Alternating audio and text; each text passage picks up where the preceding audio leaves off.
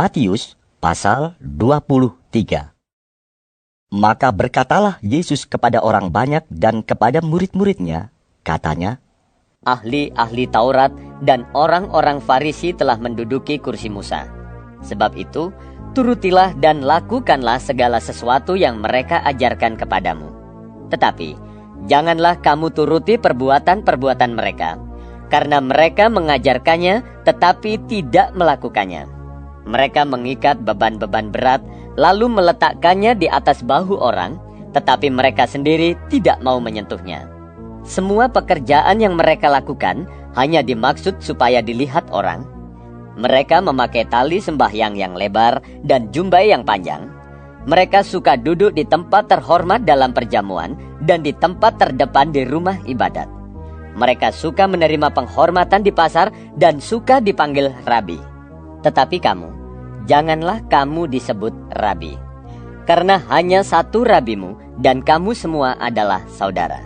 Dan janganlah kamu menyebut siapapun bapa di bumi ini, karena hanya satu bapamu, yaitu Dia yang di sorga. Janganlah pula kamu disebut pemimpin, karena hanya satu pemimpinmu, yaitu Mesias. Barang siapa terbesar di antara kamu, hendaklah ia menjadi pelayanmu. Dan barang siapa meninggikan diri, ia akan direndahkan. Dan barang siapa merendahkan diri, ia akan ditinggikan. Celakalah kamu, hai ahli-ahli Taurat dan orang-orang Farisi. Hai kamu orang-orang munafik, karena kamu menutup pintu-pintu kerajaan sorga di depan orang. Sebab kamu sendiri tidak masuk, dan kamu merintangi mereka yang berusaha untuk masuk. Celakalah kamu, hai ahli-ahli Taurat dan orang-orang Farisi. Hai kamu orang-orang munafik, sebab kamu menelan rumah janda-janda, sedang kamu mengelabui mata orang dengan doa yang panjang-panjang. Sebab itu, kamu pasti akan menerima hukuman yang lebih berat. Celakalah kamu, hai ahli-ahli Taurat dan orang-orang Farisi. Hai kamu orang-orang munafik, sebab kamu mengarungi lautan dan menjelajah daratan untuk mentobatkan satu orang saja menjadi penganut agamamu. Dan sesudah ia bertobat, kamu menjadikan dia orang neraka yang 2 kali lebih jahat daripada kamu sendiri. Celakalah kamu, hai pemimpin-pemimpin buta yang berkata, bersumpah demi bait suci. Sumpah itu tidak sah. Tetapi bersumpah demi emas bait suci. Sumpah itu mengikat. Hai kamu orang-orang bodoh dan orang-orang buta, apakah yang lebih penting? Emas atau bait suci yang menguduskan emas itu? Bersumpah demi mezbah, sumpah itu tidak sah.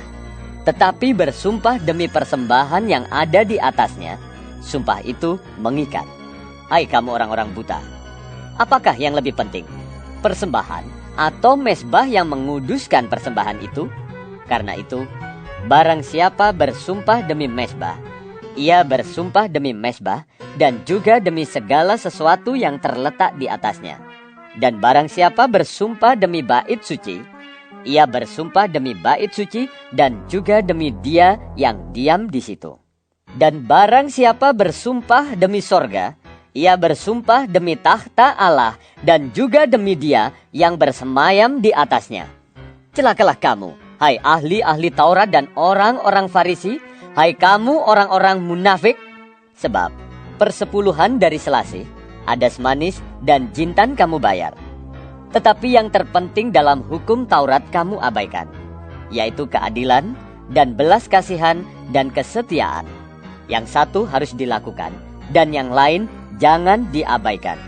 Hai kamu pemimpin-pemimpin buta, nyamuk kamu tapiskan dari dalam minumanmu, tetapi unta yang di dalamnya kamu telan. Celakalah kamu, hai ahli-ahli Taurat dan orang-orang Farisi. Hai kamu orang-orang munafik, sebab cawan dan pinggan kamu bersihkan sebelah luarnya, tetapi sebelah dalamnya penuh rampasan dan kerakusan. Hai orang Farisi yang buta, bersihkanlah dahulu sebelah dalam cawan itu, maka sebelah luarnya juga akan bersih. Celakalah kamu, hai ahli-ahli Taurat dan orang-orang Farisi. Hai kamu orang-orang munafik, sebab kamu sama seperti kuburan yang dilabur putih, yang sebelah luarnya memang bersih tampaknya, tetapi yang sebelah dalamnya penuh tulang belulang dan pelbagai jenis kotoran. Demikian jugalah kamu. Di sebelah luar, kamu tampaknya benar di mata orang, tetapi di sebelah dalam, kamu penuh kemunafikan dan kedurjanaan. Celakalah kamu, hai ahli-ahli Taurat dan orang-orang Farisi, hai kamu orang-orang munafik, sebab kamu membangun makam nabi-nabi dan memperindah tugu orang-orang saleh dan berkata, jika kami hidup di zaman nenek moyang kita, tentulah kami tidak ikut dengan mereka dalam pembunuhan nabi-nabi itu. Tetapi dengan demikian, kamu bersaksi terhadap diri kamu sendiri bahwa kamu adalah keturunan pembunuh nabi-nabi itu. Jadi, penuhilah juga takaran nenek moyangmu. Hai kamu ular-ular, hai kamu keturunan ular beludak, bagaimanakah mungkin kamu dapat meluputkan diri dari hukuman neraka? Sebab itu, lihatlah, aku mengutus kepadamu nabi-nabi, orang-orang bijaksana, dan ahli-ahli Taurat. Separuh di antara mereka akan kamu bunuh dan kamu salibkan, yang lain akan kamu sesah di rumah-rumah ibadatmu, dan kamu aniaya dari kota ke kota, supaya kamu menanggung akibat penumpahan darah orang yang tidak bersalah, mulai dari Habel orang benar itu, sampai kepada Zakaria anak Berekhya yang kamu bunuh di antara tempat kudus dan mezbah. Aku berkata kepadamu, sesungguhnya semuanya ini akan ditanggung angkatan ini. Yerusalem, Yerusalem, engkau yang membunuh nabi-nabi dan melempari dengan batu orang-orang yang diutus kepadamu. Berkali-kali aku rindu mengumpulkan anak-anakmu, sama seperti induk ayam mengumpulkan anak-anaknya di bawah sayapnya. Tetapi kamu tidak mau. Lihatlah, rumahmu ini akan ditinggalkan dan menjadi sunyi. Dan aku berkata kepadamu, mulai sekarang kamu tidak akan melihat aku lagi, hingga kamu berkata, diberkatilah dia yang datang dalam nama Tuhan.